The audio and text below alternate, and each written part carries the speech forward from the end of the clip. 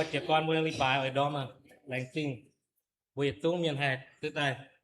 yếm cô thảo phát là thảo buổi chẳng cái đom hồ thì Giêsu xuất xây đom ở nhiễm miền hòa sẽ tổ tế sẽ thốt tuổi ở buổi tức xong là thôi con tổ để tiến vào này đom miền hết tiếp buổi miền mùa yếm cô thảo phát là thảo buổi yếm nói chẳng chỉ là tổ lipai ở lành sinh buổi tài buổi à đi buổi MEC kêu phát kinh hay nhé thì kinh mày anh hay on lọ nhé buổi xuống mấy buổi tài thảo yếm phổ nông linh chế nhé gì nữa nên lành sinh ở YouTube con để tiên chắn như wow nó good morning again and Merry early Christmas to everyone here this morning. At this time, I would just like to welcome everyone here this morning, right? Who, especially those of you who are visiting us this morning, who travel from far and near, right? We want to welcome you and thank you for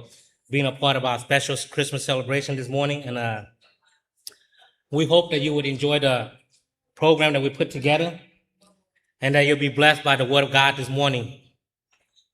Without further ado, right, I want to introduce our lay pastor to open up in prayer, and then we'll continue with our program this morning. So, miền Hòa tổ con Hòa tổ nó thôi, nó chẳng như thôi bao nhiêu phiên sáng phụ qua ông phiên sáng vào đó coi lì bài trong buổi xuống ở.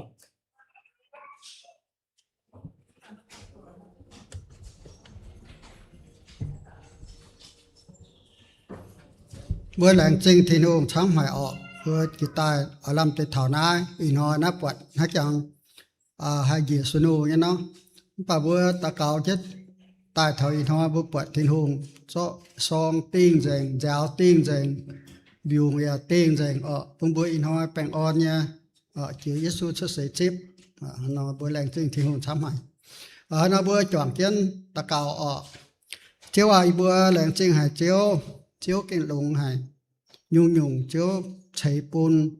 ibu cho kia mà on lọ hải ya chiếu ya chạy bao nhiêu độ ton hiện áp bám kên đuổi ibu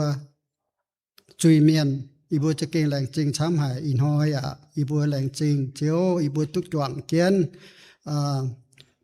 Canada kiều bangสkiến Portland kiều bangตะกับเจียนกับจุนยานาเสียดูจวกเจียนเชิงเจียวถ่ายเจียวปุ่นเจียวยีบวยตุยางหลังอีบัวแหลงจริงทินหงโททินหงใช้ฟูเหยียอินหอยปีบัวตุจิบทินหงยีฟูป้วงเจงอย่าตุจิบทินหงยีเยียวแปงอ่อนป้วงเจงโอเจียวปุยบัวตั้งอย่าปุยบัวเป่าจุงยุงเป็นด่างยีเขียมีเถาทินหงยีจับเฮียนปุ่นทินหงยีบวยตุยางหลังอย่าปีบัวให้ตุจิบทินหงยีว่าอินหอยมาเยเปาเต่าตายเนี่ยว่าปุ่นเถาอีบัวเต่าเมียนเนี่ยเหี้ยวปีบัวให้ฟิงตายปีบัวให้เจี๊ยดุทินหงน้ำอีบัวแหลงจริงทินหงอีจัดอีบัวคอยลิปายเต่าเก่าเต็งเจียวเยซูเนี่ยบัวอาเมน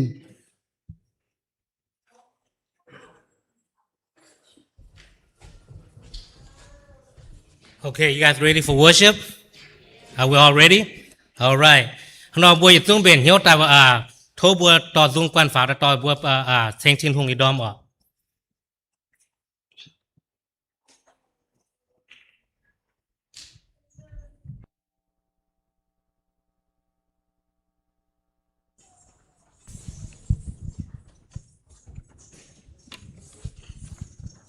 Tập bình ổn như phải. Hãy xích hả nhé. Tập bình ổn như phải. Ok, cao dạo tế. Bữa giờ chúng anh số chỉ xin à. Bữa hít tụi con bữa mai bữa miền múa tỏi yếm chia năm tòng tài. Bữa nhật dài bữa nhật biểu bữa cá gang. Bữa con bữa lãng trình tụi buông. Bữa cho năm chờ hồ tại con.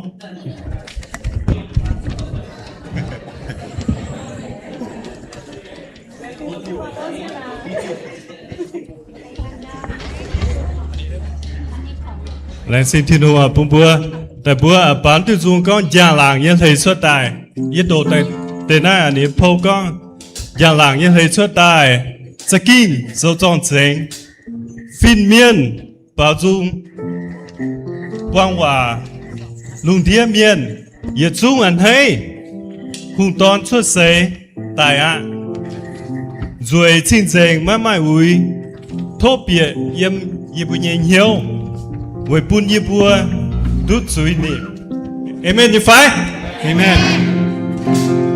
phải bùa sinh tìm hùa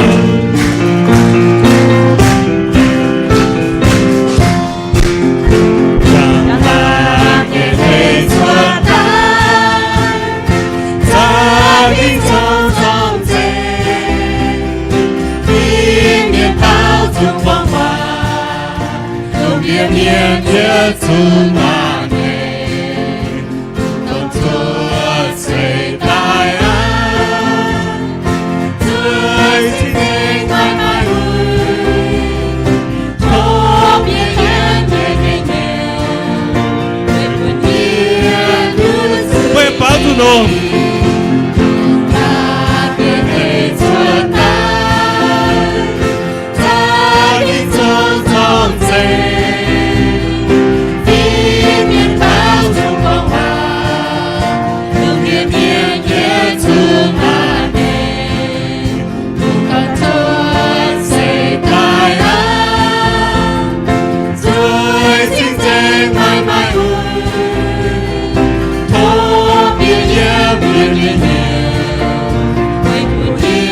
帮助了江郎也可以做代，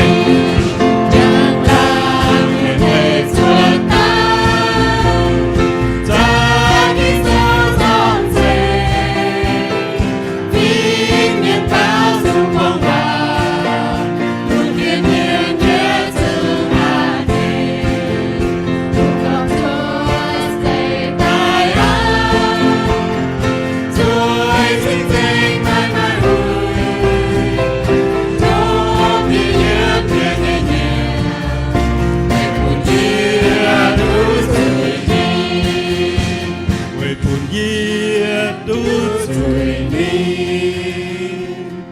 Hallelujah, tất cả thiên hùng, nguyện số nhân bảo, Kitô xuất世nhân hồi, quang dình, bình an, sao, dân yêu.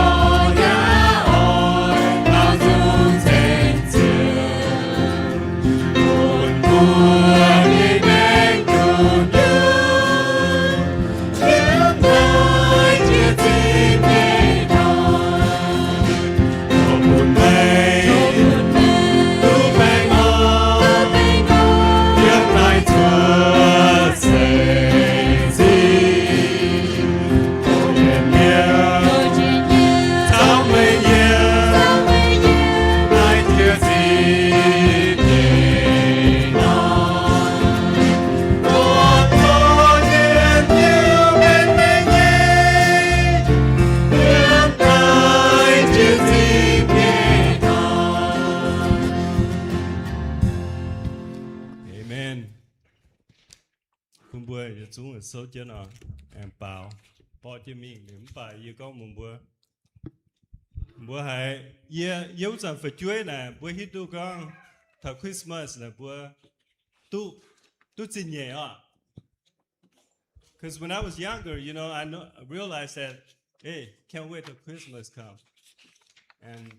you get present for that. And just like, you know, just made me realize that now I'm older that, hey, you know what?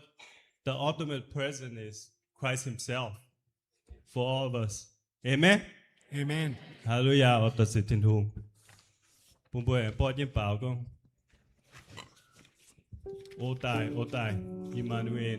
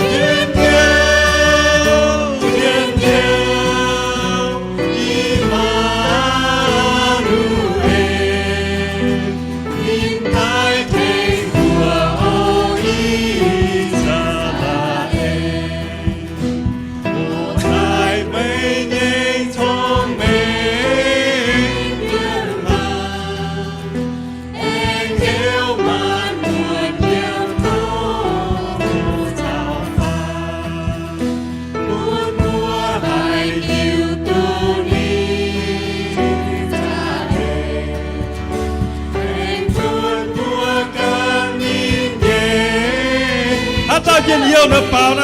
sung bùa thiên yêu Emmanuel niềm tai tình của ôi Israel ô tai có muôn quang hiến gặp Giêsu niềm bên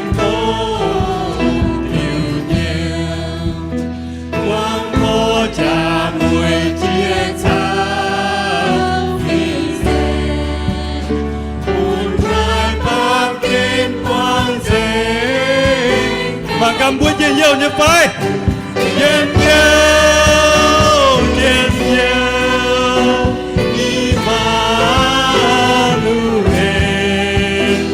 in tai tình oh come Emmanuel.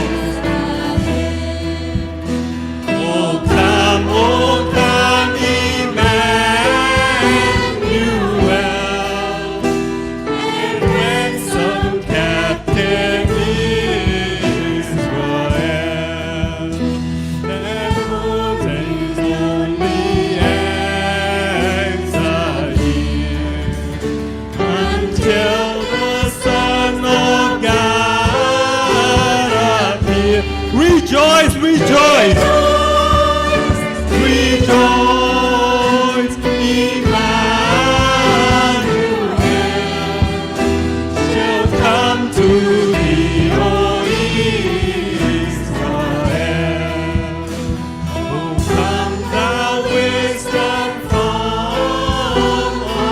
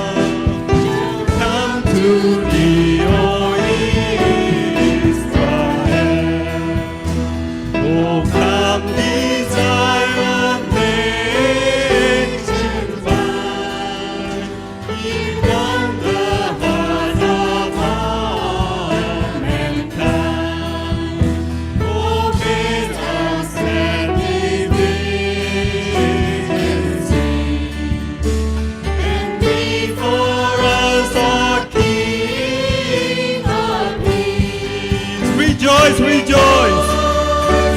rejoice, rejoice, Emmanuel shall come to thee, O Israel.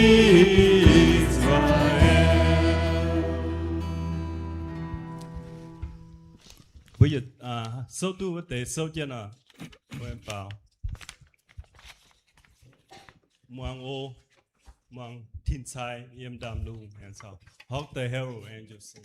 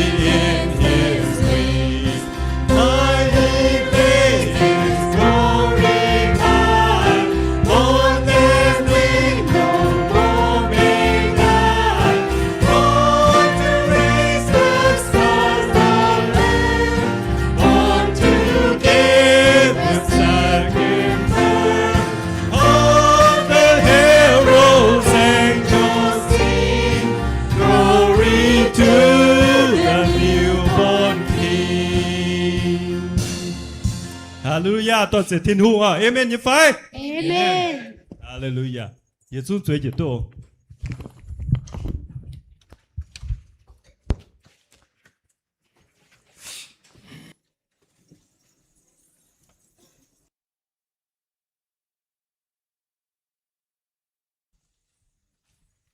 All right, how we doing so far?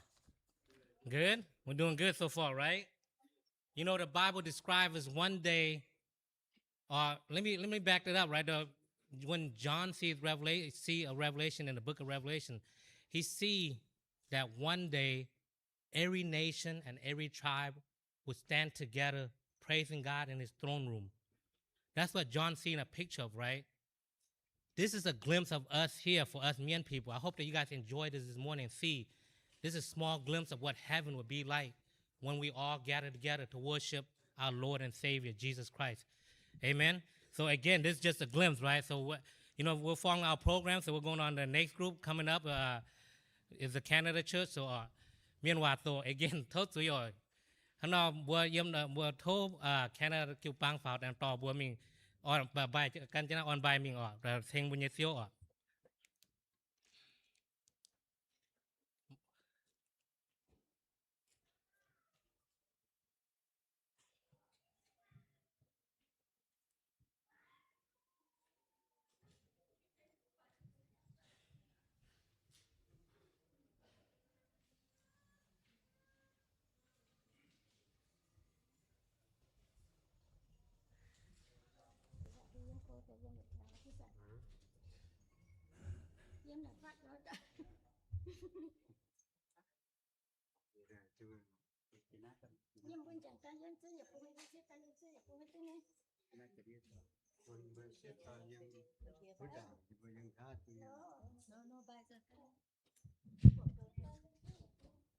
So ia chung đểว่าไปออนเนี่ย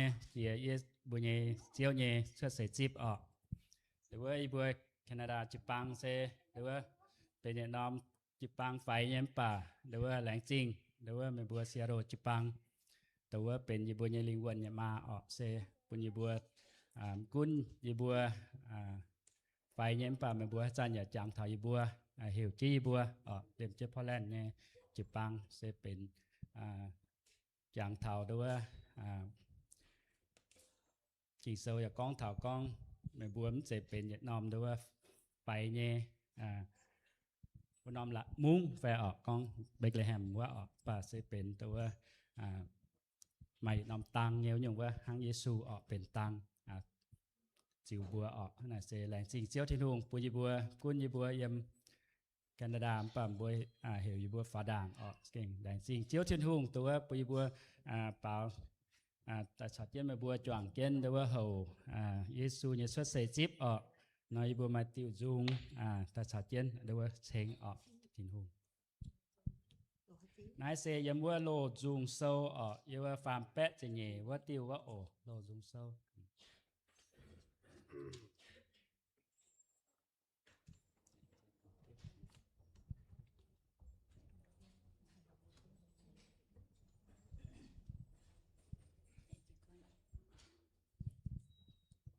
Xin đàn hỡi Giêsu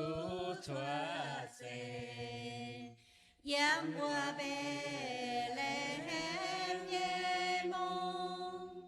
thiên thái bao chúng trên dầu chiều em thao chén mang dù nhé miền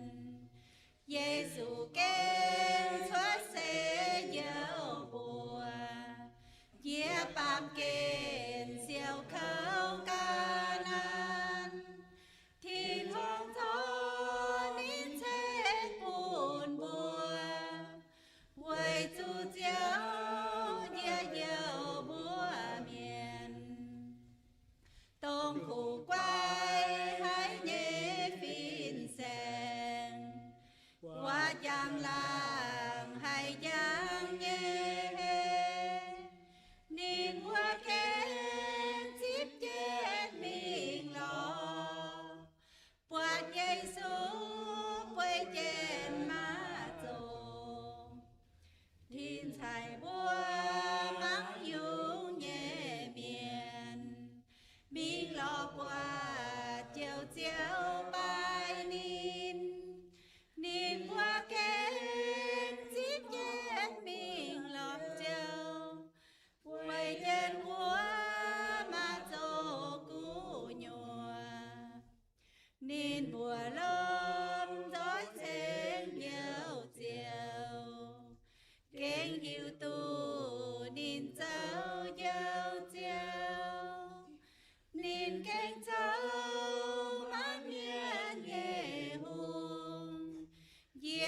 đại thế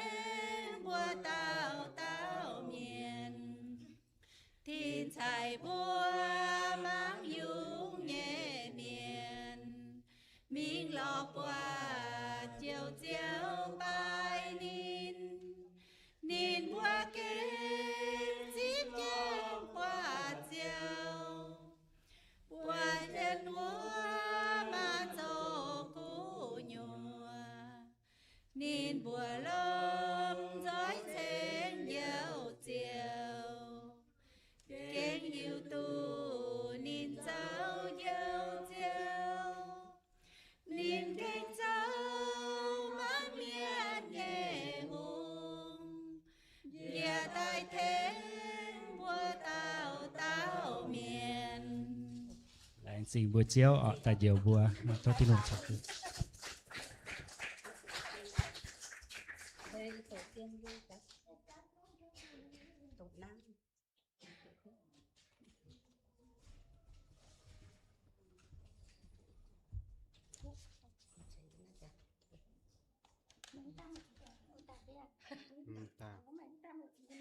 tam xin búa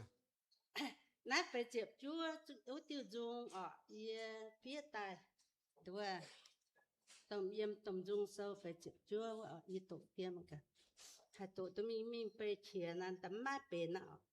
chia gai chúng mình vừa ha ta chụp nhẹ về nhỏ tua ngã nhị chụp nhẹ lời Giêsu xuất sẽ dấu chui miền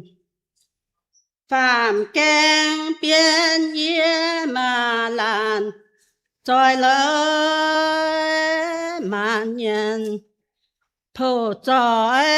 nhẹ mà ô trô trôi sen khăn dùng nhận tu kín lời thì na hùng chế phu ở choáng rồi ô phiêu thiên trai về giang giang sang ca hậu lời nhận thiên liệm chế phiêm lễ ô hoàng ơ bàm nhiên về tiếp tu diện dầu phiền lời dầu chiếu Giêsu thọ địa bàm ơ thiên tòng về chiến tố choàng nhân trôi lời chế phu bồn coi thiên địa nhiên ơ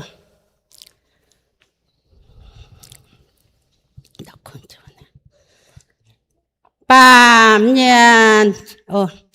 bùa trang Giêsu mà làn trôi lời tại chia Giêsu chiến giả mai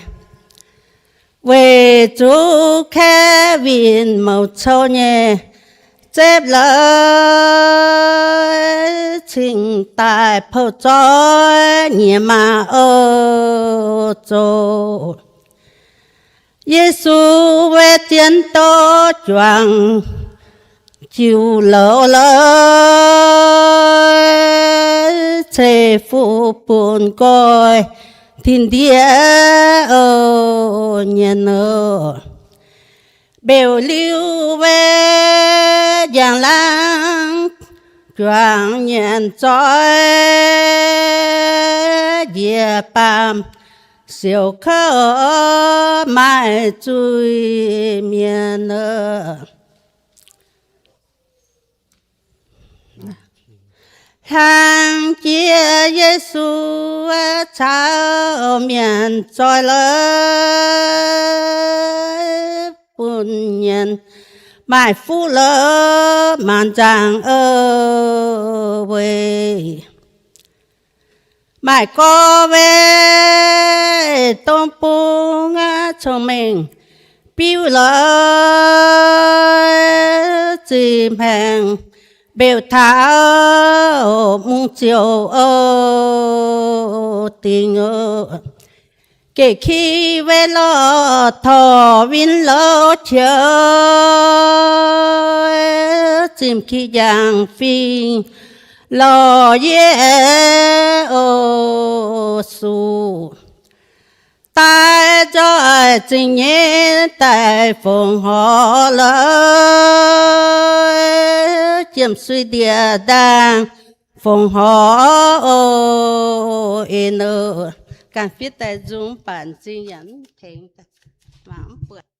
là chính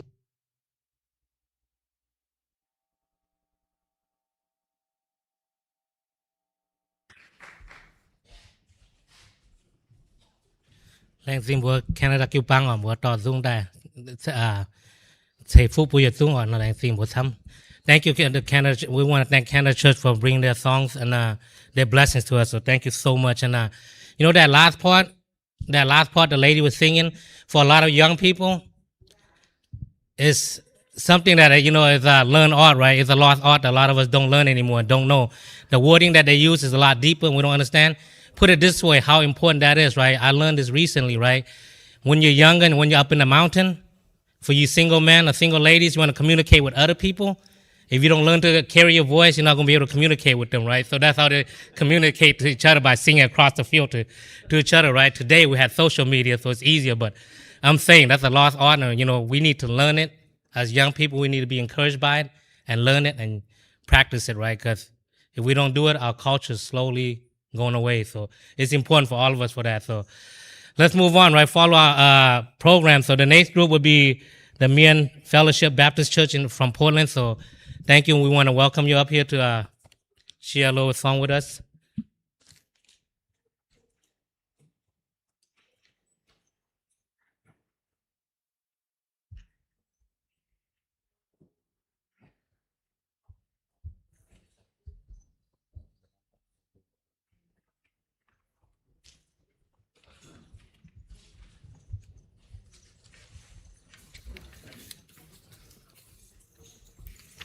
Anh ấy hai chúng ta sợ chế hồ với sự xuất hiện chip sau khi mình mùi nói cái tội chia hay đâuว่าตู้แรงเจียวว่าก้องđâuว่าสกอเป็นมัวคอยวีบัวพ่อแลนออตายสัจเจนโทษเป็นมัวลงซัตเดย์เนาะอีบัวแรงทายส่วนท้อยเป็นมัวเที่ยวตลกซัตเดย์บัวชนะเองจังแค่เดียเองจังตรงท้อยอาศัยดูว่าเวสุยประกันจิวทงเป็นเจ้าสถานทางนอตายvà xe làng sinh thiêu mà bên bữa nám chạy bữa làng như hòa tôi ta sợ trên tai tỷ ám cho tình hẳn có bè ở trên tai vào bao lần chế dùng về phòng hồ hậu bị nhà chiếu Giêsu tao này xuất xảy thôi.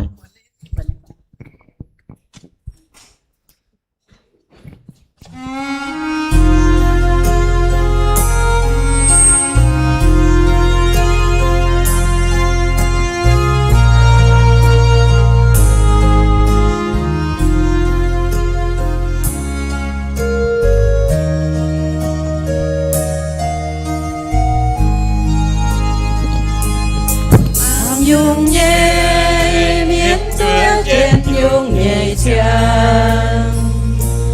liềm tay qua vĩnh viễn hiểm lùng chia tay nhìn mùa hơi tin say con chiều chiều xóa say bèn on hôn hiểm thiên tông chia bám kế nhìn mùa chiều suốt cháu mình lo Giêsu điều qua chiều quay chiến hiểm mùa mía trông chiều quay chiều nhà phù số giang làng chiều kỳ tu chia thao này nóm bám kế chiếu Giêsu gió nín dập thiên tòng giang làng hoàng thiên tòng chìm nâu miên dây phiếm phi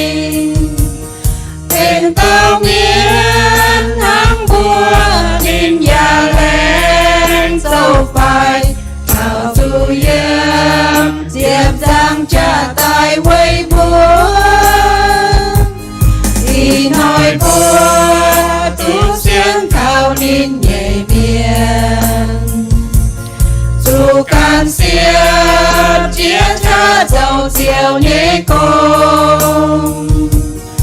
mùa mây kén xiên nhẹ treo thiên hương năm mùa trình bùn chiều Giêsu chia tay treo búa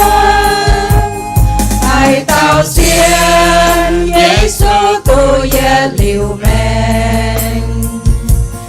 mai chu miên với chiếu dùng tay thi buồn cần coi nhiều chip tin hùng nhảy tón dâu chiều mùa trình tu ye liu nhảy xiang chiang men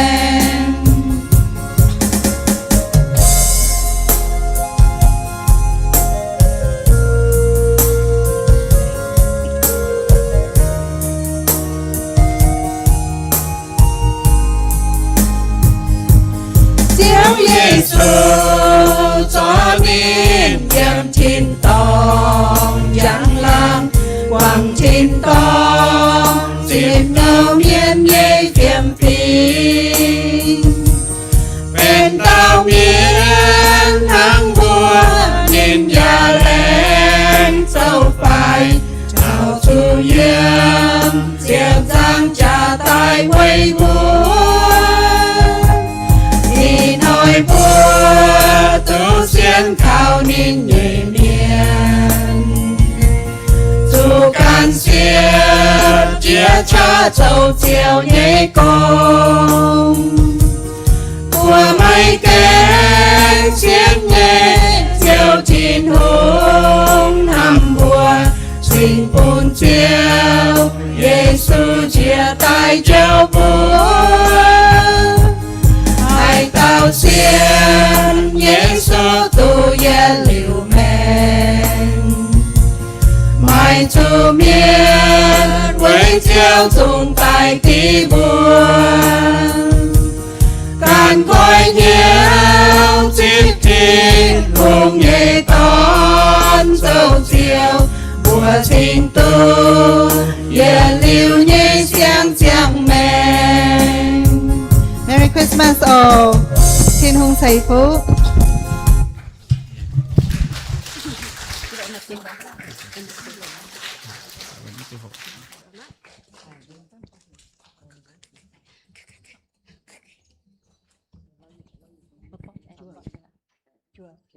em mà tìm lại sẽ xem phim Đừng để số cảm nha. sẽ xem phim mà bọn trẻ em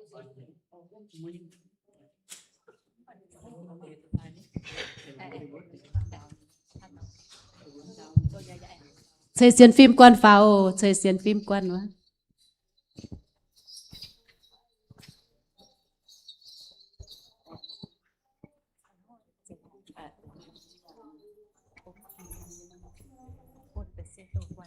đó đây có 6 chiếc bốn luôn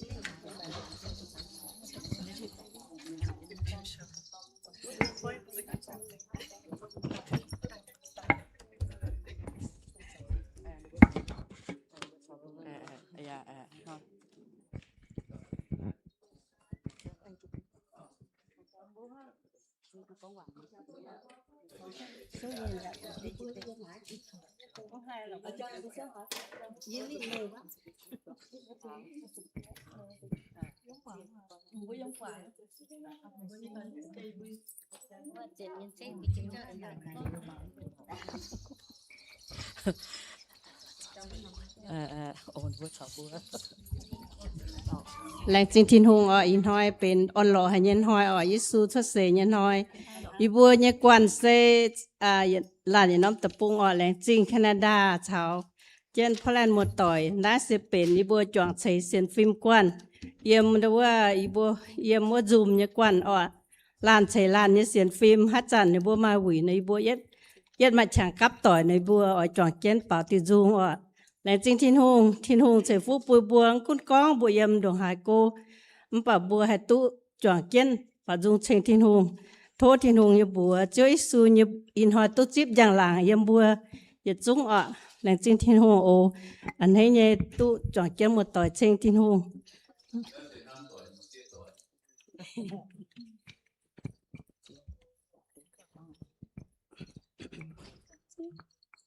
Diệu chiếu Giêsu in hỏi xuất sẽ Giêsu quang tôi sẽ quay in hỏi có diệu to dìa yếm lông nhẹ phai diệu mùa chiều vang tao cao bèn on buồn búa Giêsu lông giỏi ăn cặp chốn bao dung xanh bùa chiều buồn đêm nhẹ bùa hay tu chẳng la quay chú in hỏi chiều chiều xuất sẽ mày thấy nhân cô lông giỏi tay thảo quang tôi ra kinh an quay mai thiên hùng buồn in nhảy nam buồn bùa yết nhang hai tu quang dồn mây búa chuồn linh mây tung lạc thu bùa Giêsu miên sẽ toàn tạo chiều dầu lùng sang tia yếm bùa tạo tao thành mây chuồn piao san san bèn on mây búa chuồn bùa vẫn trôi tại tháo quang tôi xa kinh an hê quay mai thiên hùng cuốn in nhẹ nam buồn bùa yết nhang hai tu quang dồn mây búa chuồn linh mây tung lạc thu bùa Giêsu miên sẽ choàng tạo chiều dầu lùng sang tia yếm bùa tạo tao thành mây chuồn piao san san bèn on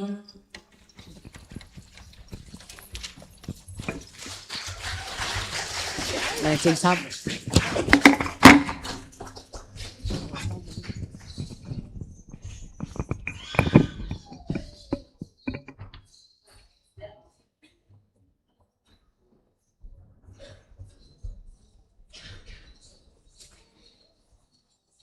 Okay, thanks again. Làng Trinhว่าพ่นหนึ่งจุปังออกบัวต่อจังบัวจริงเนี่ยสาวดวงตาพรอยู่ที่แหล่งจริงซ้ำสาวว้าวบัวมาเสียดอนกวนก็เยี่ยมเสียน้ำตองตาหนอว่าบัวเปล่าดวงหั่งฟิดงก็เนี่ยบัวเสียทุกสิมาช้างเนาะจังเจ้าหัวนั่นส่วนหาบัวหมั่งจะบัวออนไลน์มีอาการจะมีนะบัวโทว่าบัว MVC จุปังว่าในกวนว่าเนาะสอบเชียร์จุงแต่ฝาวSo at this time, I just want to invite the MEC choir groups to come up here and share their song again. We've been blessed by so many groups now, right? Portland just blessed us with their song now. The ladies, that's amazing, right? To come from 3 different places and then when we get time to practice together and to be able to harmonize, that's pretty good, right? Somebody signed my contract. There's a contract, I'm just saying.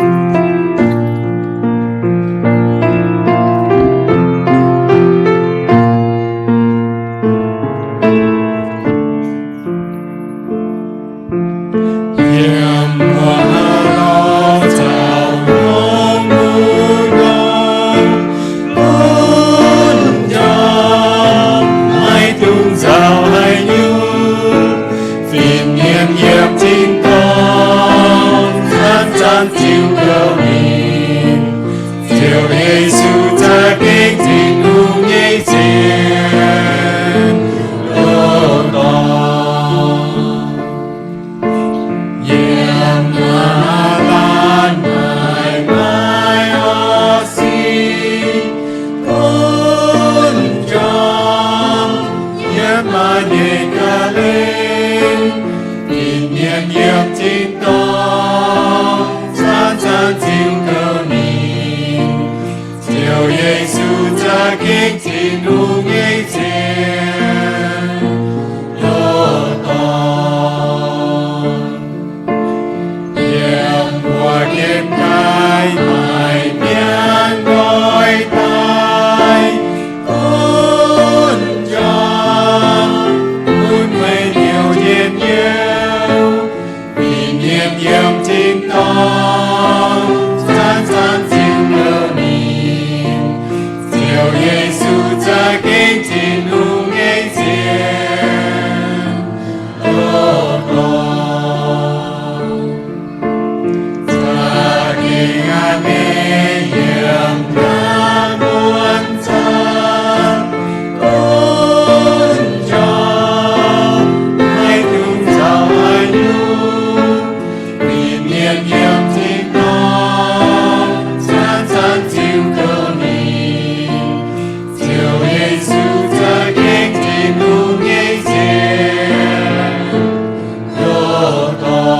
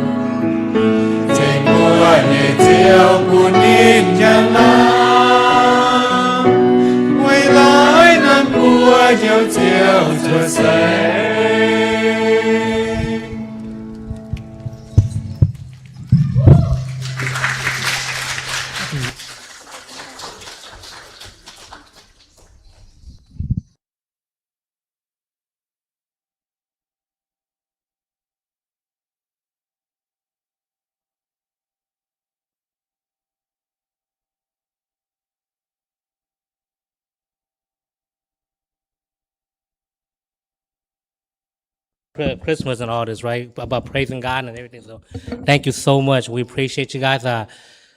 Here's the next segment, right? The most exciting part, the little ones. So I hear them back there and they're running right now. So you guys come on up. Whoa, whoa. What's wrong? Okay. Come on up, little guys. Come on. What's wrong? What's wrong?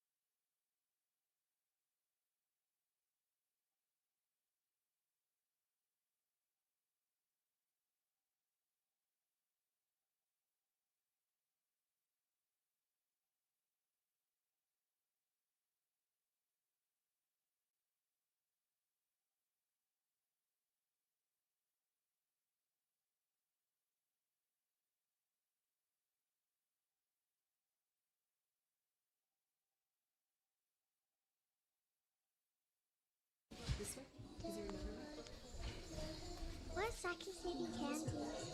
Don't touch. Don't touch. Saki City Candy. What?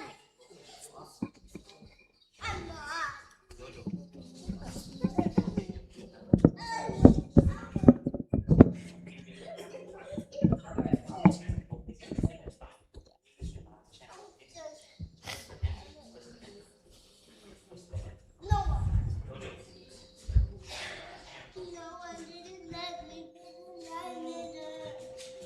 To the world? It's too dark.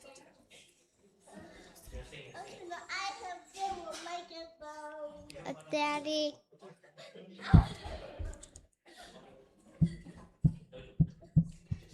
What are you doing? Say one, okay? You can have this one. Stand right here, okay? You got it. You got it, okay? You got it.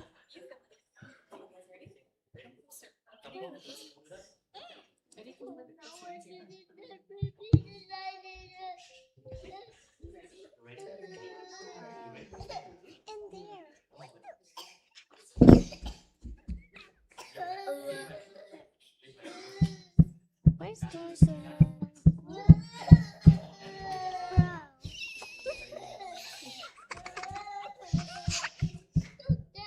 That's how you two go.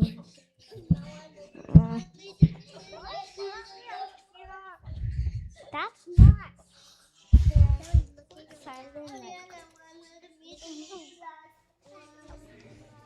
Hello. Sing silent night, silent night.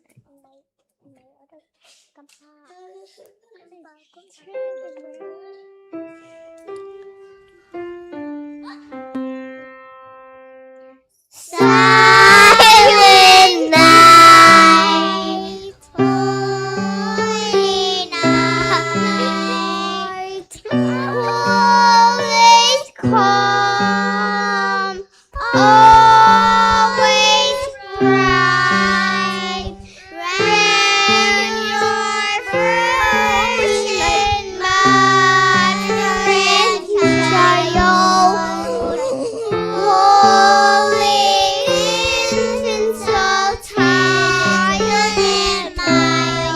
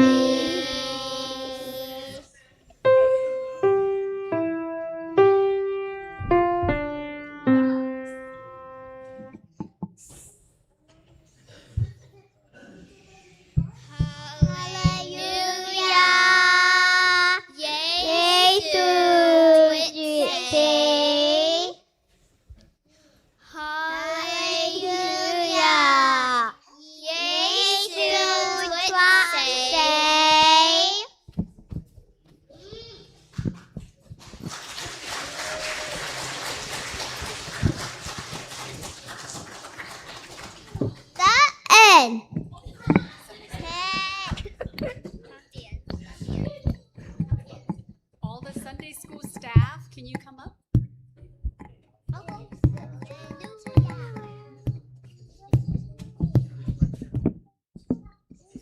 Okay.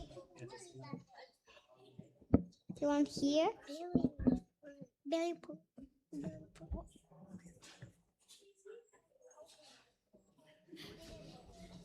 Billy, not that much. Okay. Get in the way.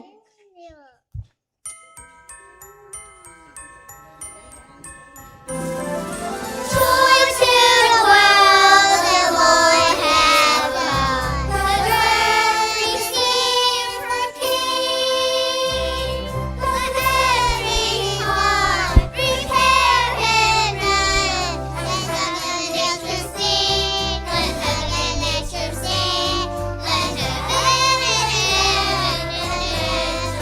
sing. Joy to the world, let nature ring. Let tender songs employ. All fields and flowers, from still and light. Let them the sounding joy, repeat the sounding joy. Repeat the sounding joy. He rules the world with truth and grace, and makes the nations praise. For glories of His righteous ways, and wonders of His love, and wonders of His love, and wonders of His love.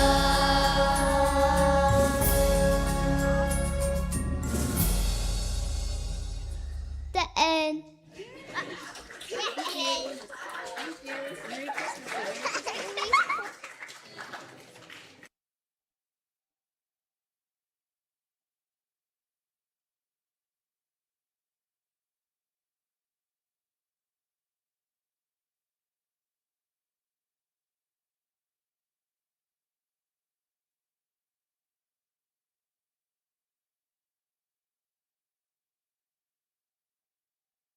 Pray.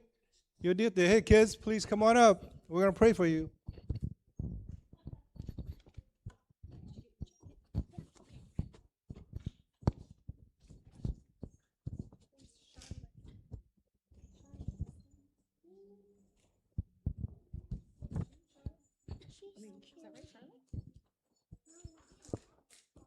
So kids, you guys know why we're here on a Saturday?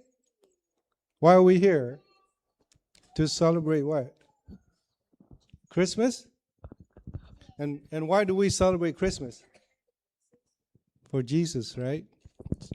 Jesus Christ. Okay, let's bow our heads and pray, okay?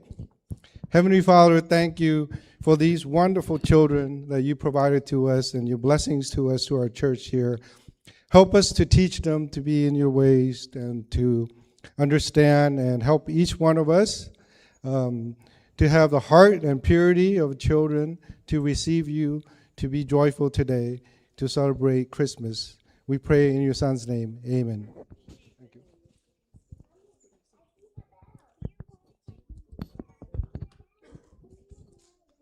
Mỗi một tế đom chỉ xin diệu ở bên bây phải chơi bên nhia giang tế ở đâu à bây giờ bên trên chuẩn tố nó đôi ít tu bớt chơi lao nó thô số chỉ xin tăng ở số chỉ xin tăng lứa à ra bây bên trên hoàng bây nhia khúc phiền.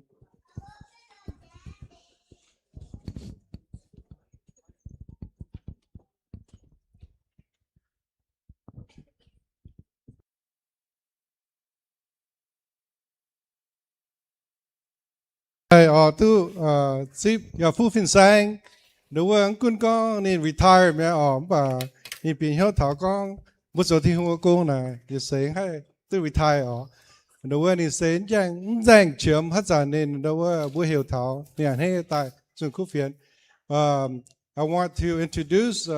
Pastor Prasan Saili. He's from Portland. He's officially retired, but every time we ask him to come and share and speak, he is always happy to come join us.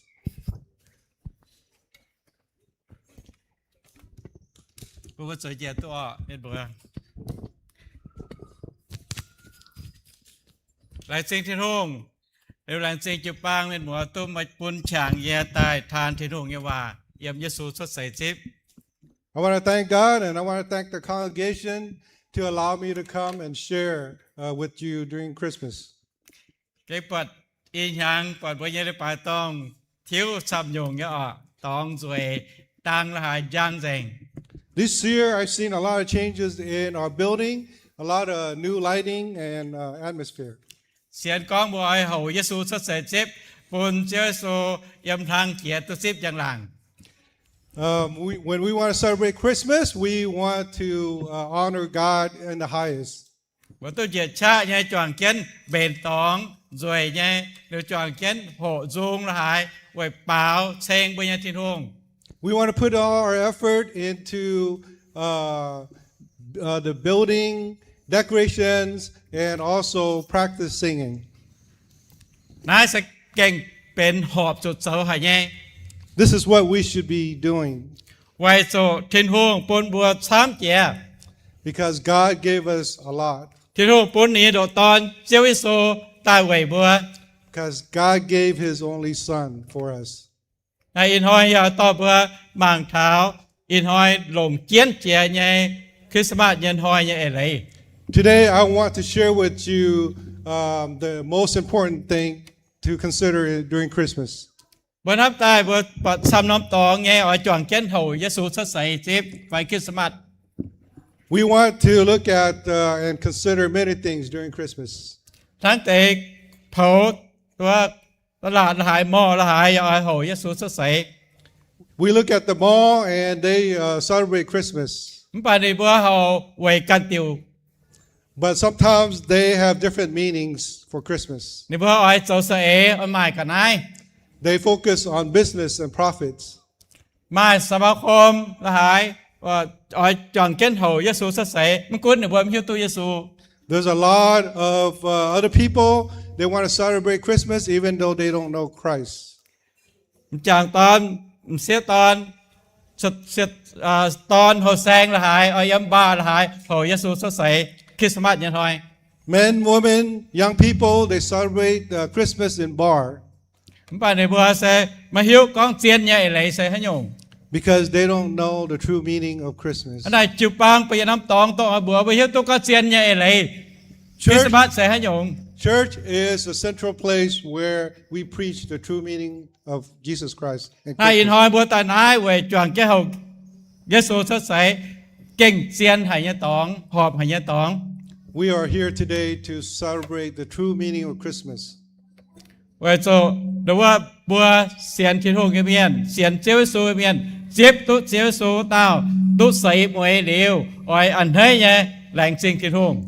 Because we are Christian, we are followers of Jesus Christ, we understand and we know the meaning of Christmas. อย่าแหล่งจริงเป็นบัวตรงใกล้เสียงเขาทิโฮตายจวงเก้นโหเยซูสดใสเจ็บ I want to thank those who are not yet Christian for joining us today. อย่าเสียนกองอินหอยบัวให้ตุหิวเจียนเนี่ยอะไรอย่าห้ามจิกองบัวให้ตุจิบ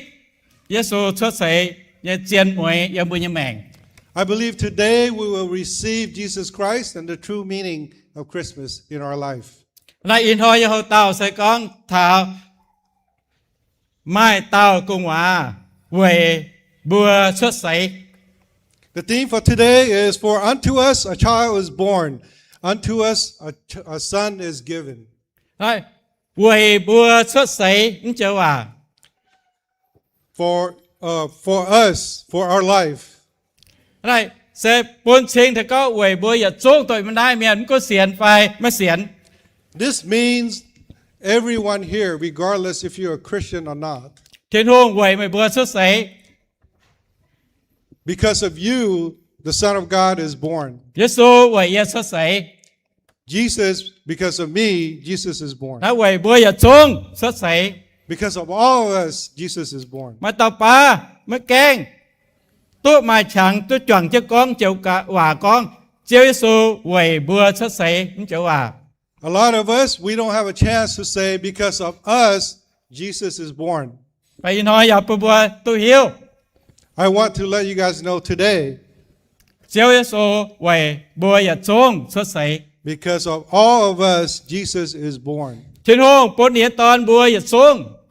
God gave us His Son. เน้นทำบัวอย่าจง He loves all of us. เน้นจะทำต่อปลาปนต่อปลาทางในปนอย่าจง He doesn't pick and choose. He chose everyone. อันใดอ้อยปนเรียบจงให้ตุ้มมาฉางกองเยซูไว้บัวสดใส So I want everyone to know that we can say because of us, Jesus is born. นายเยี่ยมกิ่งเสาใส่ทินหงตุแรงด่างเยซูสดใสเชียดแปะอย่างตา This verse was promised by a prophet 700 years ago. ยามอิสยาห์ตะจั่วจางตะหลวยยำ Isaiah 9:6. เวยจูไม่เต้ากุงอาเวยบัวชดใสไม่เต้าตอนเฉยใต้ปูนยบัวเน้นตุหุ่งลิงกุนยบัวเน้นยาตุบัวเหี่ยวบ่อห้องหายแย่ช่างล่างเมียนเห็นหายแย่ทินทุ่งเหยียดหลิวเยี่ยมเยเตียแป้งอ่อนเยหุ่งตอน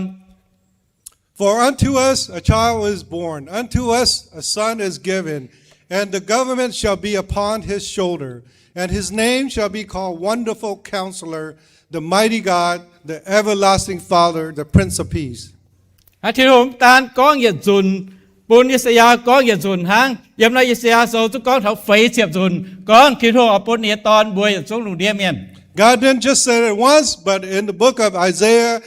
he said this 40 times. ระเบิงบางจุนยามว่าอิสยาตะเชียดจางจะไฟยม Let's look at it again in verses Isaiah 7:14. ไว้นายเจียวกันอ้อยปุนนอมจังโหไม่เต้าไม่ป่วยเจียตอนเสียอ้อยไม่นอมสินยุงตุเต้าตอนแองแทงนินเชิดบัวเหี่ยวอิมานูเอน Therefore, the Lord himself will give you a sign. The virgin will conceive and give birth to a son, and will call him Emmanuel. ผู้บ่หิวเถาก้อมเต้าตอนไม่ใส่บัวปลาเมียนเย่ป้วนจางใส่เป็นเยี่ยมกวายทินหงเกใต้ไว้สู่เยี่ยมแกล้งป่วยเจตอนเย่เสียตอนยุงใต้ So this son is not a normal human. He's sent from above, a divine intervention. ได้ด่างเชียดแปะหยังตู้จะด่างก้องเดียว It was prophesied 700 years ago before his birth. ปะกะฮาอีชิ้นหยังจิใต้เยซูจะเก่งตู้ตายสดใส And 2,000 years later, Jesus was born. ยามได้กองเถากองไม่ทินหงปุณีฟินเมียนบัวมาริยากองไม่อ้อยมาน้อมเซนยุงตัวเต้าตอนไม่อยากจุแทงเน้นเชิดบัวเหี่ยวเยซู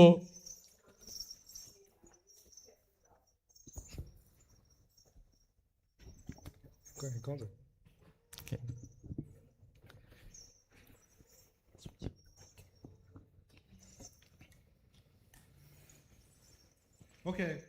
You will conceive and give birth to a son, and you are to call him Jesus. นายเป็ดทินหงฟินเมียนใต้บัวมาริยาตมแกล้งป่วยเจตอนว่าตามเสียตอน This is God sending his angel to tell Mary, a Virgin Mary. ก่อนเดียนอาบาน้อมเซนอาจุอยู่ตัวตอนอาจุชดบัวเหี่ยวเยซู To let her know that she will be conceived and to name her son Jesus. เร็วในแง่กองว่าเมียน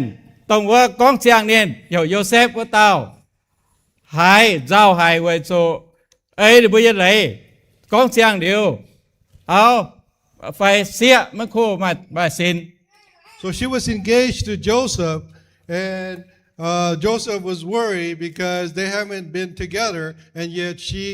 is conceived. ขณะทินหงอย่าตาบัวโยเซฟหิวเถากองไว้ให้ติวนี้ก็ว่าเมียนมาสิน Therefore, God also revealed to Joseph the reason why Mary is pregnant. ที่โซกองดาวิดยายใจฟูนโยเซฟไม้ตุงกำเสียกุนหลงมาริยาโจมาเยเอาโอนินไม้เจียนบนอมสินเสสิงลิงปุนนินไม้ Joseph, son of David, do not be afraid to take Mary home as your wife, because what is conceived in her is from the Holy Spirit. Hiểu có nghĩa tòng sẽ tòng này. Mai tao tòn phải mai tao cùng hòa. What I want to share is this. There is a son or a baby. Nãy chịu hòa tội chiến, Hebrew hòa tội chiến tòngว่าthiên hương, bôn Isaiah tàu hòa con đàn của chịu hòa. This came about exactly as it was prophesied in Isaiah. Một cuốn yếm ta chúa trang ta lùa yếm. In verses 9, chapter 9, verses 6. Phải ta chiết trang chịu phải yếm. Or chapter 7, verses 14. Bôn bờ hiếu thọ cấu của tao tòn ta tùng. Choàng chén tông thiên hương của Maria sau Joseph của tao tòn. So this son is the same exact son that Jesus revealed to Mary and Joseph. Ở bờ hiếu tao có thiên hương kinh mà sẽ hám hay lùng đĩa miền. Ở chế này tòn bôn bùa. So to let us know that God loved us so much, He's willing to give up His son for us. Tội chiến Johann ta phàm trang chịp đuổi yểm tụi bùa bùi quá. Exactly like John 3:16, like we studied. Thiên hương hám hay lùng đĩa miền. God so loved the world. Chính gió này nếu độ tòn chế bôn bùa. He gave us His only son. Tùng tao tòn ta tùng chiếu Giêsu này. This son is Jesus. Thiên hương bôn này tòn quẩy bùa xuất sấy. God gave us His son because of us. Thiên hương sấy này tòn Giêsu ta bôn bùa. God gave His son to us. นายเป็นโลจีนสิ่งใหญ่ This is the biggest gift. จ่ายจีนสิ่งใหญ่ The most precious gift. ลงเจียนจีนสิ่งใหญ่ปุ่ The นบัว most important gift to us. เก้าจ่ายเจียต้องทั้งเยี่ยเป็นผู้ช่วยเจ้ายันทำเท่าสิ่งใหญ่ยังว่าคริสต์มาสเดือนกันเดีย More precious than when we were children and we were looking forward to Christmas presents. เป็นเทงบัวเจียวบุญยแมงลงเจียวเต้า Because it is to save us, it is the best. เพราะว่ามังกาน้าเต้ากุงหวาถ้าเราให้เทงบัวมาหิ้วเอไหลเนี่ยเราให้เทงบัว Let's look at this son. How is he able to come and save us? นี่เห็นชวดย้ำนี่เยบัวตรงอิสยาห์ก้องนายก็นี่เยบัวใส่ปนเสียงก็เน้นให้เถงบัวทั้งนาย First thing, it is revealed in his name. เน้นตู้หูเดียงกุนเยบัว And the government shall be upon his shoulder. อิสยาห์ก้องถาวก็เต้าตอนตรงสุดเสียแต่นะไม้หูเดียงกุนเยบัว Isaiah said that this son has the government upon his shoulder. ก้องถาวหูเดียงฝ่าย government แสดงว่าไม่ทำอยู่ไงหูจ้า So the meaning of government, there's a lot of different government. ทั้งมาเตะรัน president ด้วยอัตุเมงเตาเมงโหอัตุเจ้าโล There's positions like president, they want fame and power. มาเตะให้ตู้ power ได้ให้ตู้หยันหวงละหายให้ตู้ corruption ละหาย So some of these use their power for corruptions. มาเตะโอ้เยี่ยเนี่ยใส่ยี่ให้ตู้เป็นเจ้าโลจิวะเต้า Some of them thinks that they use the power to be powerful. ป่าเชื้อสูเป็นทั้งเนาะ Jesus is different. นินกุนเก่าบัวไม่ใจเวยไอ้ตู้เมงเตาเมงโห He came to us not because of fame or power, ไม่ใจเวยในการตู้หลง and not for his own well-being. นายเจอมาว่ามาอะไรก็นินซ้อบัวอย่าสูงอย่าขวนเขานานแต่ดามเจ้านี่บัวเต้า This means he bears the total responsibility for ruling his people. บัวละเหนียวอย่าเจ้าบัวเขาเจียสุหอยอย่าเจ้าอย่าโจ้งนินแรงตาเถงบัวดาม All our sin and our hardship, he bears for us. สวยนิบต้องว่าบัวดามตายยังจะบุญยังแมงกำเสียเจียนสุทินหุงเสียมจุยกำเสียเจียนสุดอตะอยู่อะไรเจียสุอย่าเถงบัวดาม All the sins of death that we worry about, Jesus will bear that for us. นายอินทอยยำนายยำเมียนมาเตเมียนบัวเจียมาช้ำยุงตรงเนี้ยให้บุญยังเหี้ยวเสียงเปิดยอมยบัวบัวกองนายเต้ากุ้งหวาเสื้อใส่ใต้นายเป็นนายเต้ามาหุ่งลิงกุนบัวเต้า Today, there may be many of you that's sitting here that are carrying a lot of burden that we worry about, but I want to let you know that Jesus will bear this for you. นี่การสุกองบัวบัวยามาทาชีวิตจางเงี้ยจะไปเยี่ยม He told us in Matthew 11:28. บัวบัวฮะเต้าเขานั่งเอียกันนายเฮียกุนตาหล่อเยียอ่อยปนใบบัวฮิตขวน Come to me, all you who are weary and burdened, and I will give you rest. เฮ้เจ้าสูนี่ไม่ช้าให้เถงบัว Jesus has the power to save us, to help us. นี่ไม่เหี่ยวน้ำบัวเอาเถงบัว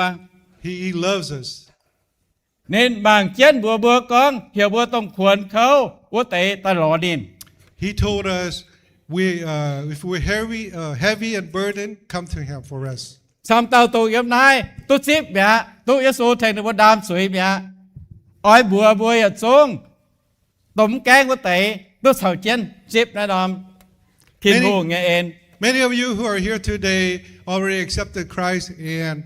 Christ is bearing all the burden for you. But for those who have not, we want you to experience this. Người na bùa sự tam mai Giêsu xuất sẽ ship yếm nai bà tòng quay ở bùa nó tệ khu phiền. Because of this is why we're celebrating Christmas here, because we want to spread the good Dạ news. tàu Giêsu con chịu con mày bùa hả tao khâu thằng nhẹ cả nai hia nó cuốn tai lò Giêsu.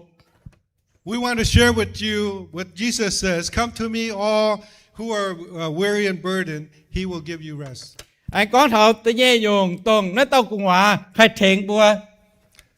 The second point of how Jesus can help us Yếm này bùa tuần tụ con bùa na is in His name that's shared in the Bible. nên giờ tụ bùa hiểu bộ hong hay nhé sang lang miền. His name shall be called Wonderful Counselor. Mà ý chịu hoài này tự nhất wonderful bộ hong. There's two words. The first word is wonderful, is a miracle. Tự nhiên dùng counselor phải thiện sang lang miền. The second word is counselor, who advise, direct, and give wise counsel. Tao thiện sang lang miền này kinh bộ hong hay bộ hong chịu hoài xe đóว่าจันเฮบรู้ว่าเฮเพเล่ไม่เลยสกองดูว่าเก่งลงเจีย This wonderful counselor is extraordinary, miraculously. เดี๋ยวอย่าบัวห้องเจียนี่ยังช่างล่างไงเจ้า And also in his advice, he is extraordinary. เก้าช้ำเก้าลงเจียเจียได้บัวปลาเมียนให้เจ้าตู้เย่ So much better and wiser than human being. นายตรงเจสูเป็นเต้าบัวห้องให้เย่ช่างล่างเมียน This is what Jesus is for us. ช่างล่างเมียนไม่อะไรก้องเท่าก้องเน้นไม่ชงแมงหรือไม่ช่างล่างยังว่าช้ำเจีย The counselor means he is very wise and advises. นี่ยังว่าอย่าบัวจ่าเนี่ยเจียนเนี่ย His word is true and to the point. สกัดเต้าวางนี่ว่าไอ้เจ้านี่ว่าเจ้าไม่ต้องเพียดไม่ต้องตอง Whoever believes in him, his words, we cannot go wrong. บัวมาฉางมีหล่อเขาเสลอมาเมียนซ้ำใหญ่จานหอยมีหล่อเขาเสลออย่าหล่อตุยานซ้ำก็เว่ยบัวปลาเมียนไม่เจ้าไม่เขามีหล่อหนูบัว Today in our society, we go see different counselors for us. ปามาตีเขาเสลอดีบัวเนี่ยว่าในบัวชั้นล่างเนี่ยจะไม่ถึงตัวบัว But sometimes the worldly counselors, some of their advice do not always help us. ในบัวยาวกองบัวเป็นเขาเสลอเมียนหนาบัวบ้มสุกกองห้องช้ำสวยเจ็บหวังในบัวกองในบัวเข้าบัวไม่หวังตัว Their mentality, or they teach us, when we go see a counselor, all they do is they sit there and they listen to you. เหลียวในบัวกองเดี๋ยวบัวเข้าเนี่ยเจ้าเดี๋ยวบัวคุยย้ำเนี่ยส่วนนะไม่ตุญานะ They let the patient talk, they listen to them, and then the hour's up, and then you have to pay them. Và khu yếm dạy ô ya chú con ya khâu ya cháu bùn khâu sơ bằng đều nè bị nhau ya nè piun ya đều tu lồng ạ. So we feel good because we're able to speak and get our words out for the counselor. We feel like they understand us, and then we feel better. ปัจเจซูมทั้งเนาะ But Jesus Christ is different. นินจะเก่งบัวจ่าya thảo có tha hà nô cháu tu thiên hồ ya phố ya bùn ya mèng. He is willing to tell us the truth, what we need to do to receive eternal life. ถ้าน้อยcháu bùn ya mèng chỉ tay mai mình tòng cháu hỏi bùa khâu. What we need to do so that we are not in the wrong path and suffer. Liệu tha nói cháu bùa chỉ tay thôi cháu tu mình tệ ya bùn ya mèng ya tu lồng. What we need to do to have blessing and to have a good life. Chúa Giêsu nhưว่าเก่งจ่าไง Jesus' word is direct and true. มาอีพ้องแจงจ่าตาย There's a couple that's arguing. มิงหลอเขาเสลอ They went to see a counselor. เขาเสลอบัวดีบัวกอง Counselor told them, บัวแจงจ่าเห็นหายปุ่นก้อยต่อยย้ำชามมา you guys argue too much, separate for a while. เดี๋ยวตินห้อยจวนตายก่อนห้ามต่อย And then when you come back, you'll love each other more. นายมาต่อยทินหงยี่ใจ This is not God's desire. โจปุนสตานเปียชางตะแช่ในบนเก่าทับเกียร์ This allows Satan to come into their marriage. พระทินหงมานี้ใจไว้เทงบัวหายตุปัดทิวเอฟูกุนบัวเอี่ยมเฉาเจ๊เอี่ยมหรือว่าเหนียว่าบัวสเก่งตุจ่อหลง God has a better plan for us. He wants us to stay together and follow His word, and then we can reconcile. ถ้าชื่อสูมายุ่งว่าเทงบัวจ่าใหญ่เทงบัวโตพ้องต่อยยังแปลงอ่อนพ้องต่อยยังฟู Jesus has a better way to tell us, to help us reconcile.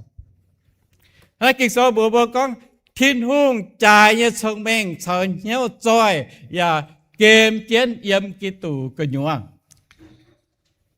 โคโลสีตะเยนจางตะฟ้าเยี่ยม In whom are hidden all the treasure of wisdom and knowledge. ให้คนตลอดชีสู Please come to Jesus. ในให้เทงบัว Jesus can help us ไว้สุนี้เป็นบ่ห้องให้ยังข้างล่างเมียน because He's a wonderful counselor. จะใต้ตะฟ้า The third point, เยซูเป็นเห็นให้ยังทิ้นหุ่ง God is an almighty God. มันตะกัวเป็นเห็นให้ยังทิ้นหุ่ง The Son is the mighty God, ชดใส่ตาไว้ไว้ born for us, ชดใส่ตาไว้บัวหยุดจง born for all of us. มาเอเลยก้องเห็นให้ทิ้นหุ่งมาเอเลยก็ได้เป็นฮีโร่ไฟได้เป็นเนิ่นเจวเต้า The mighty God, it means He's the God, the warrior, the mighty God. เป็นแปลงเปี้ยเป็นเห็นเจียเป็นทิ้งเจียยุ่งยุ่ง Like we're in the army and He's the most powerful warrior. กิงโซเยเรมีตะฟ้าสิเยนจางจะเป๊ะเยี่ยมก้องโทให้เห็นให้ยังทิ้นหุ่งไม่บวยเหี่ยวเนิ่นเจียเนี่ยเจียวอ่ะ Jeremiah 32:18, great and mighty God, whose name is the Lord Almighty. เยเรมีเน้นตุใส่เจียเห็นให้ยังทิ้นหุ่งเทงเน้น Jeremiah experienced the most powerful God helping him. อย่าฟินหางเงี้ยย้ำเราอย่างเศร้าแต่ยัดจังตะเป็ดอย่าบัวเบอร์ก้องเนิ่นเจียเนี่ยเจียวทิ้นหุ่งอ่ะเยเนิ่นเจียเนี่ยเจียวทิ้นหุ่งก้องเยเจ้าอัลฟาอย่าเจ้าโอเมก้า In Revelation 1:18, in reference to Jesus' second coming, the Bible says this, I am the Alpha and the Omega. ต้งสินดางเยี่ยมอิจันเยี่ยมอย่ากะฮาออยใต้หัวเต้า Who is and who was and who is to come, the Almighty. มาเจียเต้าหงดอกหายเฮ็ดดอกหายโทดอกหายเนิน There's a lot of other king that's powerful and famous. กะฮาดิบ่ไตเมีย In the end, they all die. นี่บ่มใจหยัดเดียวเยี่ยม They don't live forever. ป่าบ่เยเจียโซเจียงเจเย Or Jesus is still living. อำน้อยอีน้อยหยัดเดียว Yesterday, today, and forever. นี่เป็นอัลฟาโอเมก้า He's the Alpha and the Omega, เอเลสจิกอนสาวเซตหมวย from the beginning to the end. ขณะนี้มาลิงมาเลยให้เถงตัวบัว He has the power. ต้องกุงอาชดเสตะเวยบัว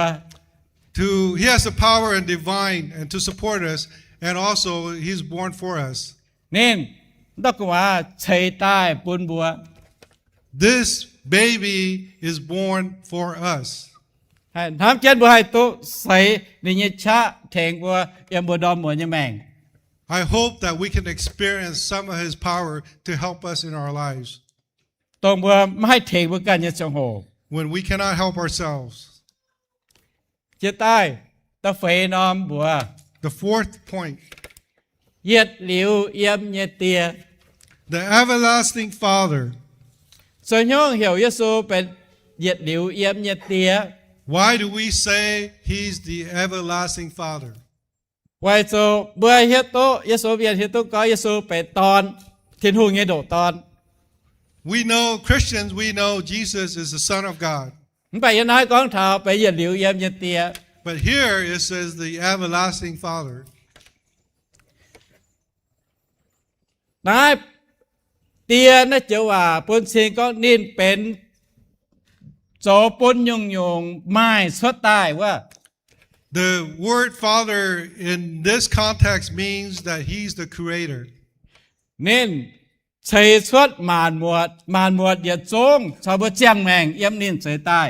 He brought everything into existence and sustains it. เยี่ยมโยฮันแต่ยัดจางแต่ยัดเยี่ยมกองบัว In John chapter 1 verse 1 chapter 1, verse 1. ตรงชอทินหงเยี่ยมด่างเยซูเยี่ยมด่างโตเยี่ยมด่างตรงชอโตเยี่ยมด่าง Okay. In the beginning, God was there. เหลือโตชาวทินหงเยี่ยม The light was with God. โตหยาบตรงทินหง The light is God. อะไรโตเชิดใสแต่เป็นป้าเมียน The light became human. ทินหงลงโตใจเชิดมานหมด God uses the light to create human. ถ้าทินหงลงโลกอสไฟเดอะเวิร์ดใจเชิดมานหมดลงโตใจเชิดมานหมด God used the light or the word to create creation. ในกองถ่ายเตา Who does this describe? เจียวเยซูตรงเหนือเต้า This describes Jesus พระเย Christ. ซูเป็นเจียงแม่ก่อนยวน Jesus is the life. นั่นนี่สิแต่เป็นก้องเหี่ยวเตียนเจียวว่า That's why He's also called the Father. เยี่ยมโคโลสีแต่ยัดจางเจียมผมเราเจ็บเช็ดเยี่ยม In Colossians 1:15 to 17, เยซูต้องมังไม่ปวดใยทินหงใยฝังใจเน้นเจ้าทินหงเนี่ยตอนโหอย่าเก้าโหเจียใจใต้ใยหมานหมดทินหงลงเน้นใจเยี่ยมลุงเยี่ยมดาวใยหมานหมดใต้ไม่กุนมังตุปวดใยไฟมังไม่ปวดใยเยี่ยมดามลุงสวยเวยใย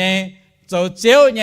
ไม่ลิงไม่ชะใยทินหงลงเน้นใยตอนใจหมานหมด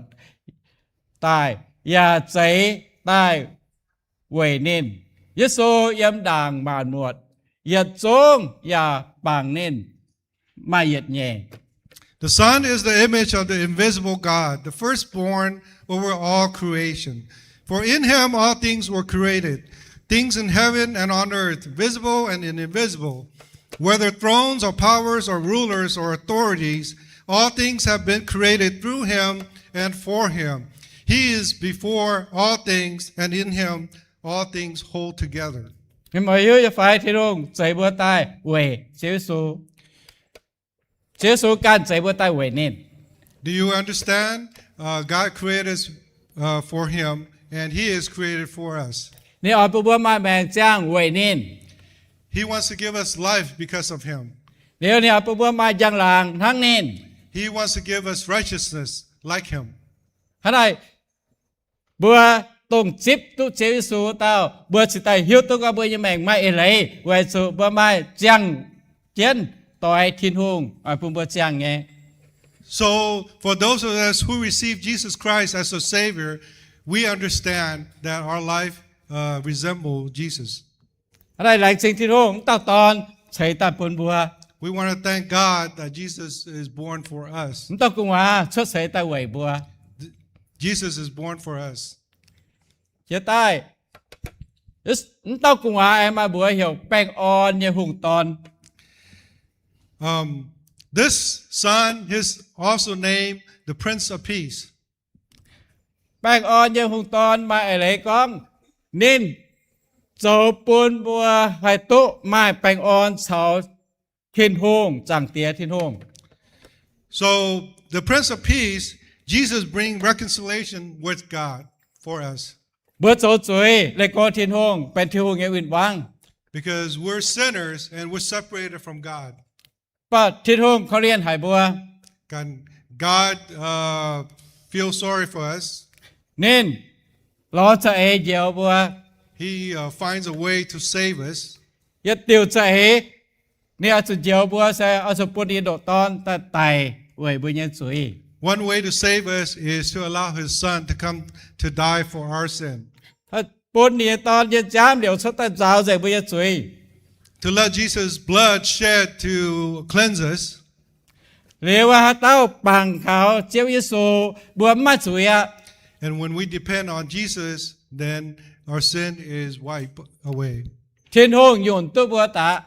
Then God will accept us. ทินห้งต่อบัวสวนตาเป็นเนียตอนเป็นเนียเสีย God will bring us back reconciled to be His son, to be His daughter. บัวสุยเมียนเมียนวายเมียน We're sinners, บัวต้องเป็นตะการแต่เป็นทิวเงี้ยตอนเป็นทิวเงี้ยเสีย but we can come back to be His son and His daughter. บัวต้องบัวเหี่ยวชิงเจงเงี้ยเมียน We're able to say we're cleansed ไว้จุเจ้าเยซูเจ้าเนี่ยกอง because of what Jesus did ต่อบัวสวนตาหล่อเน้น to bring Him back, to bring us back to God. และเจ้าเยซูจะเป็นแป้งอ่อนใหญ่หุ่งตอน This is why Jesus is called the Prince of Peace. ข้าเต้าป่าเมียนมาให้มาแป้งอ่อนสกอมตุมาเยซูยามหนูบุญเหี่ยว We cannot have peace if we don't have Jesus in our heart ไว้จุเยซูเป็นแป้งอ่อนใหญ่หุ่งตอน because Jesus is the Prince of บัว Peace. ไม่แป้งอ่อน We don't have peace บัวเสตามให้มาแป้งอ่อนสาวบุญใหญ่เอี่ยมเลนใหญ่ต่อย so then we cannot have peace around our friends. บัวไม่อันให้ไว้กันเต้าตุหลง We cannot be happy for others. บัวไม่หน่อยให้กวางโตเบียนก้องมูลบัวไฟโจให้ยงหอบบุญเหี่ยว We don't have patience to forgive other or people who does us wrong. ป่าบัวเหี่ยวตุเยซูตาย But once we know Jesus, บัวเหี่ยวตุบัวเดี๋ยวนะว่าเยซูจงทำบัว we're sinners. Even though we're sinners, Jesus still loves us. เยซูจะมาเกมบัว Jesus will accept us. ทินหงปุนนะหยุ่งทำบัว God gave us this unconditional love ปุนหยุ่งแปงอ่อนเจียนแปงอ่อนบัว to give this true peace to us. บัวสิตาให้กวางสวยปุบัวยังก็เยว And therefore we can forgive others บัวสิตาหันทำบัวยังก็เยว and we can love others. บัวจะมาแปงอ่อนสังกันเต้าตุ We can have peace with other ประมาณ people. ซ้ำเต้ากิตูเมียน There's a lot of Christians มแกล้งให้กวางสูปุเมียน still cannot forgive others, มแกล้งหาอันให้กันเต้าตุหลง cannot be happy for others ไว้สูบัวไม่จะเก่งจิบตุเยซูแปงอ่อนยังหุ่งตอนยังบุญยังเหี่ยว because we haven't received the true peace from God. เสียเบื่อการเยซูบุญยังแต่กันไปแต่มาทั้ง Maybe we're just a Christian because we just go with our parents. ไฟเบื่อชาวบุญยังต่อยไฟเบื่อยังเดี๋ยวว่าเอาไฟโกการเยซูเบื่อสุดท้ายจะการเยซู Or we just follow our friends or our husbands or our wife. สก็เบื่อสาหายทั้งโน้มแกล้งไม้แปลงอ่อนสักกันเต้าตุอินหอยอย่าเบื่อเยซูแปลงอ่อนอย่าหุ่งตอนอ่อนเถงเบื่อ If we feel like we don't have that peace, I want to let you know today you can accept that peace. เสียวเยซูอย่าบุญยังเหี่ยวกันอยู่ว่า Jesus is in our heart. จิบตุถิ่นหงอย่าเจียนทำอย่าบุญเหี่ยวกันอยู่ว่า Receive the true love from Jesus in our heart. บุญยังจริง Our วางกัน eyes, ยง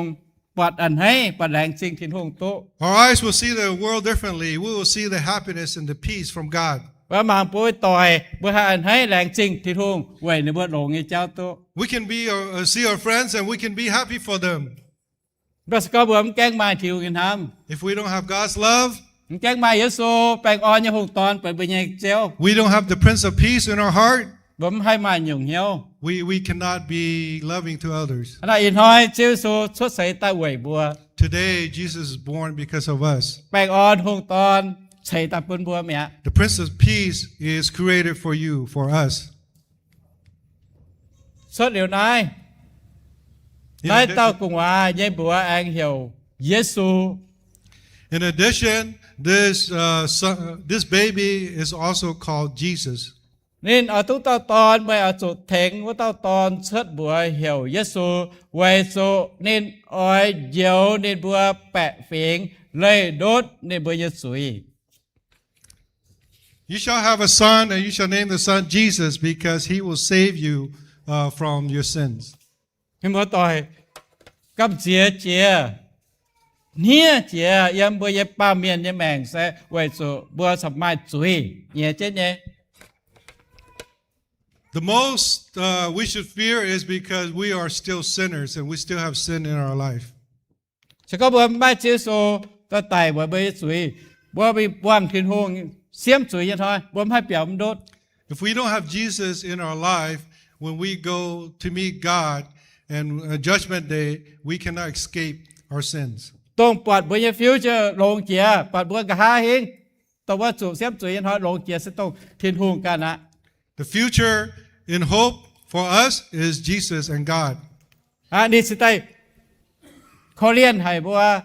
thèn bữa giờ hệ hay sẽ tay xuất xây tay nếu bữa sẽ hiểu Giêsu tao giờ bữa giờ chúng nó đi viên đốt chuối nịp bữa tao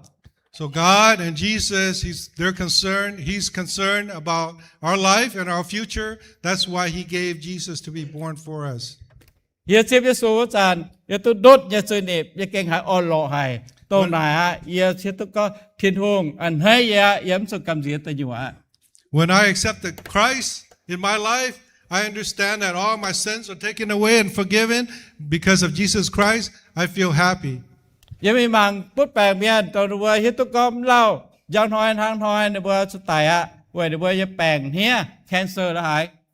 When I go visit the sick,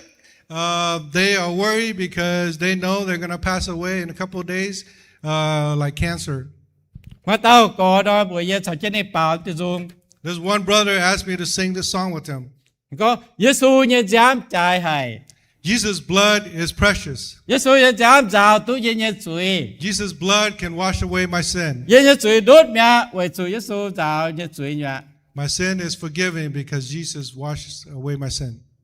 tao ta yếm tiền hiếu vậy tiêu này hỏi tiêu dùng Before, I didn't understand why he likes this song. thì ta giờ chẳng thầu có ô điều chân bỏ hiểu nên con nên yếm tu yết muốn phải im muốn thang Then I remember the doctor told him he only has 1 or 2 days left.ขณะนี้ปางtiêu dùng mà ấy lấy hạt protein So he sings this song, it's meaningful to him. นี่กามตุปวงไตนะเจ้ากุนหายว่าสุนิหิวตุก้อนนี่ลิงว่ามันสุดยอดตัวอยู่อ่ะ He's willing to face death because he knows he's not going to the hell. ทุกข้องเจียงว่าส่วนอ่ะตีอยู่อ่ะ Yeah, hell. เก่งเป็นกำเสียหายตอง It's a very scary place. ง่อยกองเท้า We don't want to say that. บ่ไม่กำเสียแต่เขาเชื่อสูว่าสุยสูให้เจียวดาวจากไปเยสุย But don't be afraid to come to Jesus. Jesus can wash away our sin. ทั้งตะกอนเนาะไอ้ปางtiêu dùng ปนินติ่งเหี้ยวอย่าบัวบ่อย่าสูงก็เอาสุเขาอย่าสูอย่าจามชิงใต้ไต่ตู้มันสุกำเสีย Like this brother who sings his song to encourage us, to help us understand that we can face death because of Jesus. เจ้าใต้หลังสิ่งที่โรงเต้ากุงมาตรงชดเสนายเนี่ยบัวแองเหี่ยวอิมานูเอน And therefore, we also want to thank you because Jesus' name is also called Emmanuel. มาไทยแต่เนี่ยจางเนี่ยเสฟฟาร์มเยี่ยมกองมาเต้าไว้จ่าวเจียตอนเนี่ยเสียอ้อยมาน้อมสินยุงตุเต้าตอนเนี่ยบัวชดเนี่ยบัวชดบัวเหี่ยวอิมานูเอนอะไรใช่ทินหงสาวบัวเอี่ยม Matthew 1:23. Behold, the virgin shall be with a child and bear a son, and they shall call his name Emmanuel, which means God with us. ทินหงสาวบัวเอี่ยม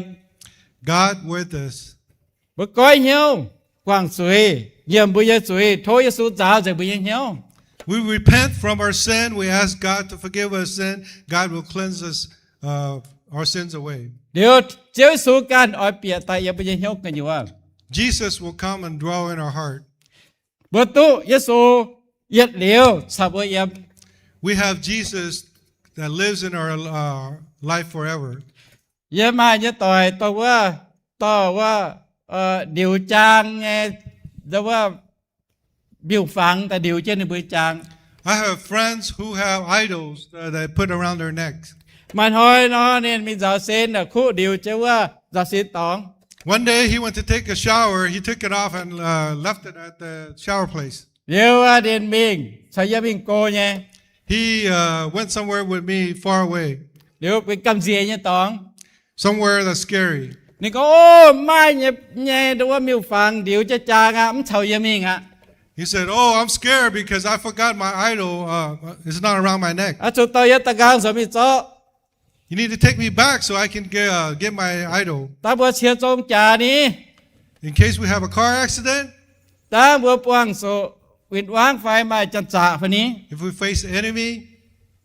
มาให้ยุ่งเกี่ยวบัว nothing's gonna help us." ยี่บัวนี่กองมันโซลงไว้โซ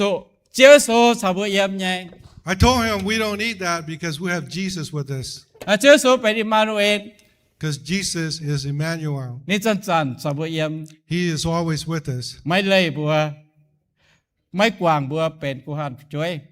Never depart us and never give us up. ฮะตรงนั้นตะกัวชุดเสยตะไหวบัว So this son is born for us. ทิ้นห่วงเสยตะปนบัว God gave him for us. อย่าเสียนกองบัวหายโตตรงหาเต้าก้อยเหี้ยวจิบยิสูอีทอยตู้หายเหลียวนายก้อยเหี้ยวจิบยิสูหายตุจะเก่งเป็นบุญเย I believe that if we accept Christ today, this can be for us. พระบรมใจตะเกาออก Let's pray. Heavenly Father, thank you. We are here to celebrate your son, wonderful counselor, Prince of Peace. We are happy that you gave him to us and help us to understand and help us to receive him. Help us to be humble and to be able to follow you, your words, your wisdom, your teaching today. Help us to not forget and help us to go and practice and to spread the word of God that you gave us your son and that we are here today and we are waiting for the second coming of Jesus Christ. We thank you. We praise you. In your son's name, amen. เอเมนเที่ยวใส่ฟูบอยสูออก God bless you all.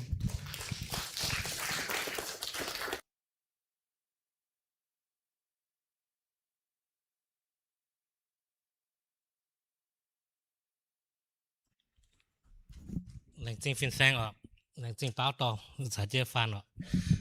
Praise God and thank you, Pastor and Paul, for translating and for bringing the message. I hope you guys are blessed with that message. We're not leaving yet, right? So, quiz time. Hope you guys pay attention because I got about 51 questions here. Just joking. One questions, right? One questions for all of us before we go away is, what is the reason for Christmas? That's something that we all have to ask ourselves to take away. What is the reason for Christmas? So many of you could answer that questions, but there may be one or two or a few of you may not be able to answer that question. If you can't answer that questions, I challenge you, I ask you to seek one of us out. We'll be more than happy to explain to you what is the reason for Christmas. What is the reason? What did Pastor say was the reason? For those of you who have been hearing the message, come on now. One, because of anybody? Sorry? Because of us. That's one of the main reasons, right? Because of us. Let's narrow it down even closer. Not just us, but because of me. Christ came because I was a sinner, because you was a sinner. We all was a sinner. Christ came for that reason, to purchase back, to redeem us, as Pastor talking about. And not just that, but the promises there are so awesome. The Emmanuel part of it. Did you guys even get that? Emmanuel. I'm sorry. Thank you, buddy. Emmanuel. God with us. He's the God with us. He's the God in us. He's the God around us. Think about that. That is his promise to us all. He came so that he could be in us, be with us, and around us. Again, some of you may have trouble or may not have peace, and we're seeking for that. This is your chance. If God is speaking to you, I challenge you to not be afraid, but step up. Talk to us, and we'll be more than happy to direct you to the God of the Bible. Not just the God of the Bible, but the God whom saved my life, saved so many brothers and sisters' life here. That's the reason why we're here this morning. Amen. All right, just a couple more housekeeping before we leave, okay? So I totally forgot the most important things, right? I know some of you been sitting here for a while in case you need restroom, right? I'm sorry. That was my fault. I didn't share it, but there's 2 downstairs. And for those of you who are able, go downstairs. And for the one that, can't really make it down there, there's 2 up here. So, if you guys need to use the restroom, and then we'll dismiss for lunch in this way, right? So, for seniors and for people who are not mobile or on wheelchairs, you could exit first. Please let them go first, and they could go and then go over the other side, and there's table reserved for you guys, and someone will bring your food so you don't have to bring it. And we're going to do this. I know we Asians love buffets. We're going to do buffet style, right? So there's going to be buffet. So there's 2 lines. For those of you who sit on this side, it's going to go down this way. For the able one, again, for the one that's elderly or young or have young child, please go first and go out. And then you guys wait a second, and after that, you guys go. You guys will sit on this side, go down the stairs, do the long walk, right? Burn some calories before you get to the other side, and then we'll get some food, right? And then for the rest of you guys on this side, you guys could exit through this door and then form the line here and then go out this door. Then there'll be a line on that side. So, and that's pretty much it. And that concludes our program for this morning. We thank you again for joining us this morning. We appreciate all your blessings who come and share a message or song with us. We really appreciate it, and we're grateful. That's what makes us awesome. Remember, I shared with you guys in the beginning that that's what heaven's going to be like. We'll get a glimpse of it. We get a taste of it. This is a small bite of it, right? But when you get to heaven, it said every nation, meaning that not just us black hair people, but everybody that's going to be there praising God. That's what John see in the end, that we're all going to be before God, praising God. This morning we get a glimpse of it. So again, thank you. May God give you peace, joy, and love through this season. We pray that you have safe travel. And let me pray for the food, and then you're all ready to go and get your food. So let's pray. Our Heavenly Father God, Lord, I thank you for this morning. I thank you for your love. I thank you again for your presence. I thank you again for the many blessings that you have blessed us in this community, Father God, Lord, through the many different leaders and the many different group of brothers and sisters who came so far to celebrate your birth this morning, Lord. We praise you for your goodness. We praise you for coming to this world to rescue us, Lord God, to restore us, Lord God, so that we could be before the Father in his throne room, making our supplication and praying known to him, Father God. We thank you for that love. We thank you for blessing us. We thank you for saving us. As we enjoy this meal, Lord, we want to say thank you for the hand that made this food. Please bless this food and give us strength and nourishment from it. Heal our body and help us to be well, Lord God. We praise you and we thank you for your goodness. And we ask all this in Jesus' name. Amen. Yêu một đông là khu tham hoàng tôi có miền hòa và thốt tùy là bữa biển hiếu chân hòa tên bữa phan phun miền rồi. Đừng những hai lái chiều hòa sẽ làng xin tôi miền biển làng hàng khô tên nó kinh số con khô mà tề hai đom xà mông nó chỉ xin đặt số cái này nó bữa chẳng cái làng xin là bữa ồ nó bữa này bèn on nhở.